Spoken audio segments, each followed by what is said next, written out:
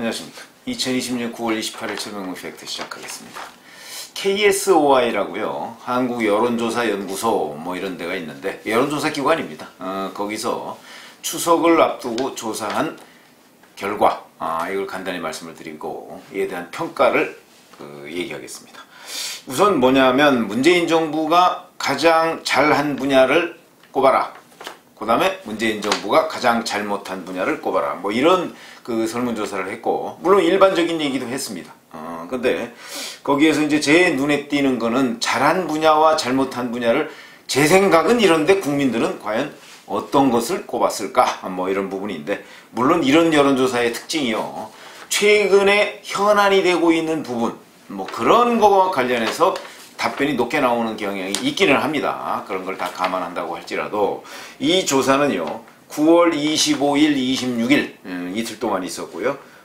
거기에서 보면은 전체적으로는 이렇습니다.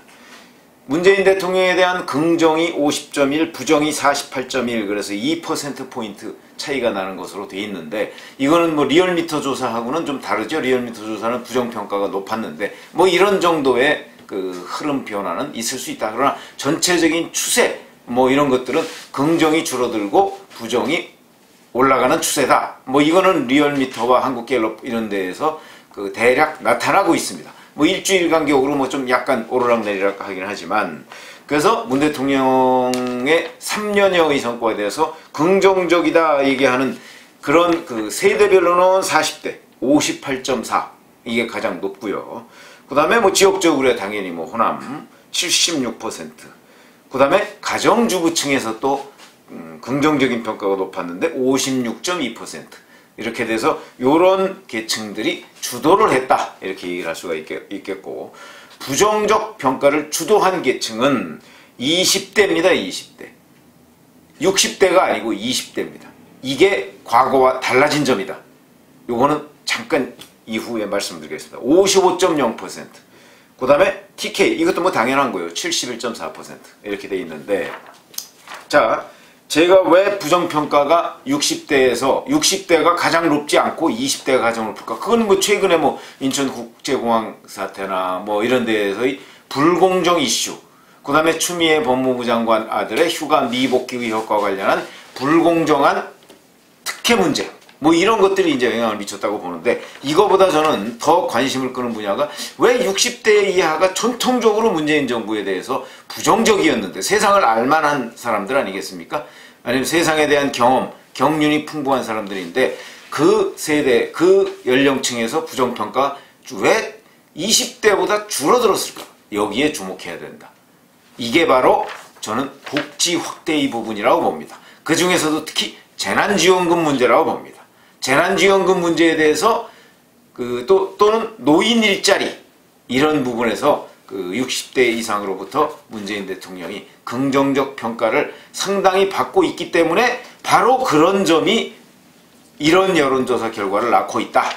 이렇게 말씀을 드립니다. 그거는 제가 4.15 총선에 국민의힘이 패배한 원인을 분석하는 그 과정에서도 한 차례 사실은 말씀을 드린 적이 있습니다. 패배의 첫 번째 원인이 재난지원금이다. 제가 그렇게 말씀을 드린 적이 있는데, 그거는 지방에 또는 어떤 60대 이상을 여러분을 이렇게 정말 솔직하게 가서 만나보시면 그분들이 그런 얘기를 합니다.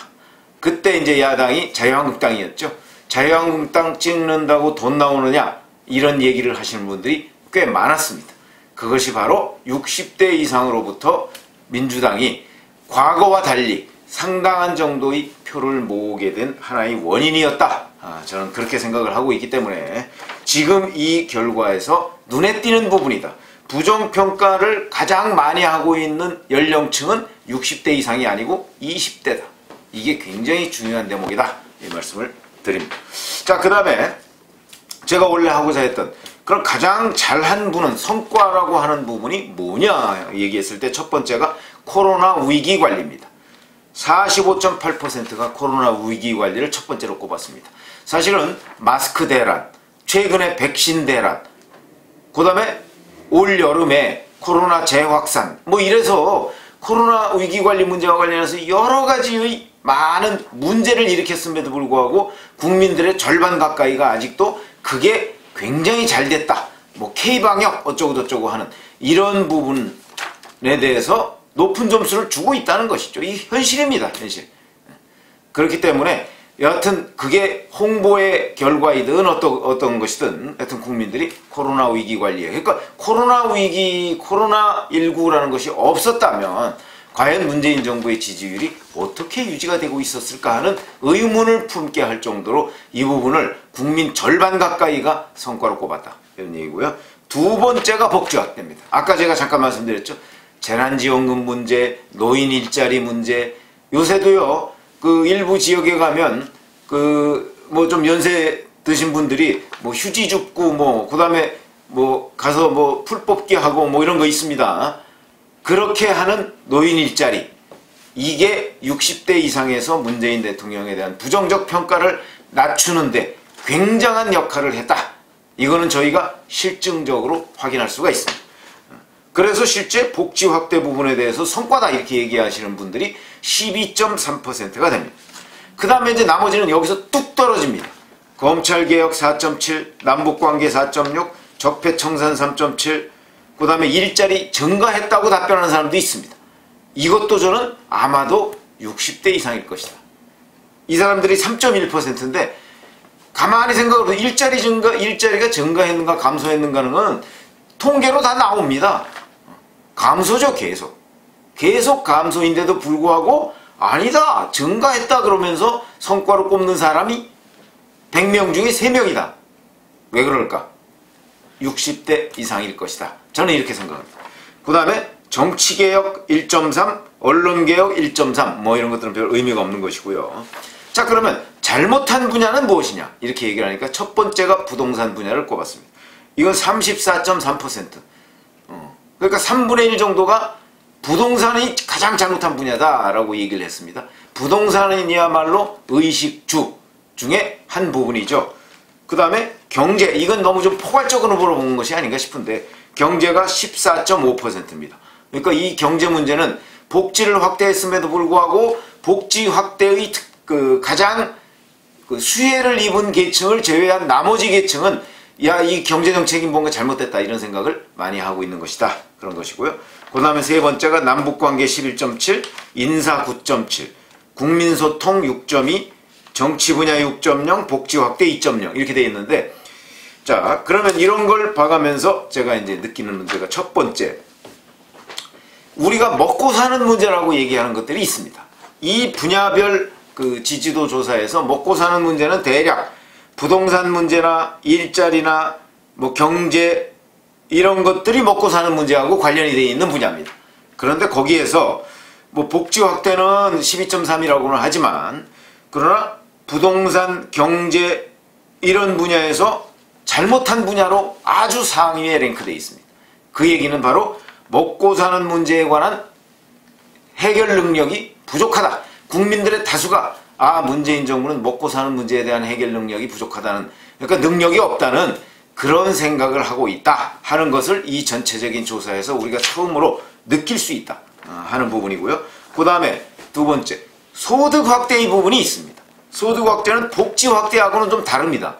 복지 확대는 이전 소득이라고 해서 국가가 주는 그냥 일방적으로 나눠주는 소득 문제죠. 이거는 우리가 얘기하는 먹고 사는 소득 문제하고는 조금 차원이 다릅니다. 먹고 사는 소득 문제는 결국 일자리 정책하고 관련되어 있습니다. 그 다음에 경제 분야하고 관련되어 있는데 그게 전부 다 잘못한 분야의 상위에 올라가 있습니다. 그렇다면 결국 소득 확대 이 부분도 실패한 것 아니냐 이런 생각을 국민 다수가 가지고 있다 이런 얘기고요. 그 다음에 이 정부는 초창기에 그거 기억나시죠? 일자리 수석이라는 거 청와대에 만들어가지고 일자리 상황판 그러면서 대통령이 맨날 챙기겠다고 했습니다. 언제부턴가 일자리 상황판 얘기가 쏙 들어가 버렸습니다. 왜 그러냐? 일자리가 계속 줄어들고 있거든요. 그래서 바로 잘한 부분 성과에서 일자리 증가를 꼽은 사람은 3.1%밖에 안 됩니다. 이렇게 되니까 그리고 경제 분야 이것도 일자리도 여기에 포함된다고 보는데 이거는 잘못한 분야의 두 번째에 올라가 있다. 그러면 일자리 이거는 역시 제대로 성공하지 못했고 초반에 그걸 가지고 이 정부의 캐치프레이즈인 양 내걸었는데 이 부분은 참담한 실패가 아니겠는가 이런 말씀을 드리고요. 그 다음에 세 번째 아까 부동산 얘기했었죠. 부동산은 가장 잘못한 분야의 하나로 꼽히고 있다. 그 다음에 여기 보면 잘한 분야에 보면 검찰개혁, 정치개혁, 언론개혁이 있는데 뭐 이런 것들은 뭐 4.7, 1.3 뭐 이런 정도로 소수에서 굉장한 지지를 받고 있는 분야입니다. 이걸 잘하는 사람, 잘한 거로 꼽고 있으니까요. 이 얘기는 곧 무슨 얘기냐? 문재인 대통령의 팬덤이라고 하는 사람들이 극렬하게 요구해온 분야다. 근데 그 부분은 그 팬덤층에서 아주 핵심적으로 아 이거 잘하고 있다 이렇게 꼽지만 국민 다수로 보면 검찰개혁이라고 하는 부분은 4.7%밖에 잘했다 이렇게 생각하는 사람이 없습니다. 그러면 10명 중에 1명도 안 됩니다. 0.5명도 안 되는 겁니다. 이 정도의 사람들이 하고 있다. 그러니까 이거는 무슨 얘기냐? 문재인 대통령의 아주 강력한 지지층, 그 아주 소수 그 사람들 외에는 이 부분을 성과로 꼽지 않고 있다. 그러면 일반적인 뭐 그렇다고 해서 잘못한 분야의 검찰개혁, 개혁이라고 하기 때문에 이 부분을 잘못했다 이렇게 아마 얘기하진 않을 겁니다. 그러나 만약에 이 질문이 검찰개혁이 아니고요. 자, 윤석열 검찰총장 내지는 검찰의 중립성 이렇게 하면 잘못한 분야의 검찰의 중립성이 매우 상위에 올라갈 가능성이 있다. 그러니까 이거는 이제 그 어떤 설문을 하는데 약간 중립성 문제가 있다. 제가 말씀드렸죠. 개혁, 어디에다가 개혁이라는 단어를 집어넣어 놓으면 응답자의 상당수가 그 개혁이라는 단어 때문에 거기를 꼽는 경향이 있는데 그런데도 불구하고 검찰개혁이나 정치개혁이나 언론개혁이나 이런 것을 잘한 분야로 꼽는 사람이 극소수였다. 이것도 매우 중요한 분야입니다. 그러니까 문재인 대통령이 그 본인에 대한 강력한 지지층의 요구에 휘둘리고 있는 경향을 여기서 볼 수 있는 부분이다. 이렇게 생각할 수 있고요. 그 다음에 자, 문재인 대통령의 홍보수석은 국민소통수석으로 이름을 바꿨습니다. 그만큼 국민과의 소통을 강조한 것이 바로 문재인 정부입니다. 그런데 잘한 분야의 국민소통 개념은 전혀 없습니다. 1% 거기에도 없습니다. 그런데 잘못한 분야의 국민소통 부분은 굉장히 많습니다. 그것이 바로 국민소통이 6.2%다. 이렇게 얘기하면 잘못한 아니 세상에 국민소통 수석 비서관까지 만들어가면서 뭔가 소통을 잘하고 있다는 걸 자랑하고 이렇게 해온 정부가 그게 6.2%라는 국민이 잘못하고 있다고 지적을 하고 있습니다. 바로 그 분야를 콕 찍어서. 그 얘기는 이 소통에 대한 국민들의 불만이 누적돼 있다. 이런 걸 의미한다. 물론 6.2%가 뭐 큰 건 아닙니다만 검찰개혁 잘했다는 사람보다 오히려 국민소통 이 부분이 잘못했다는 사람이 훨씬 더 많습니다. 그렇게 되기 때문에 바로 제가 지금 이 정부는 국민소통을 하겠다고 그렇게 하고 출범한 정부인데 오히려 그것이 실패한 분야로 꼽히고 있다 하는 부분을 이 정부가 잘 새겨들어야 하는데 뭐 소통 자체가 제대로 안 되고 있고 문재인 대통령 기자회견 뭐 거의 안 하고 있지 않습니까? 그런 분야이기 때문에 뭔가 자꾸 홍보를 하려는 듯한 자세, 일방적으로 주입하려는 듯한 그 언행, 뭐 이런 것들이 아마 그 국민들로부터 이런 불만을 야기한 것이 아닌가 이런 생각이 들고요. 그래서 제가 보면은 자 문재인 정부의 3년 지금 3년 5개월 정도 지났죠. 그동안에 잘한 분야, 잘못한 분야를 제가 일별을 해가면서 그 여론조사 결과를 보면서 제 느낌을 말씀드렸는데 결국은 국민 삶을 행복하게 하는 여러 가지 지수들 그에 관해서는 정말 거의 낙제점이다 하는 것을 전체적으로 느낄 수 있다. 그래서 코로나 위기가 없었다면 뭐 이런 생각을 갖게 하는 여론조사였습니다. 감사합니다.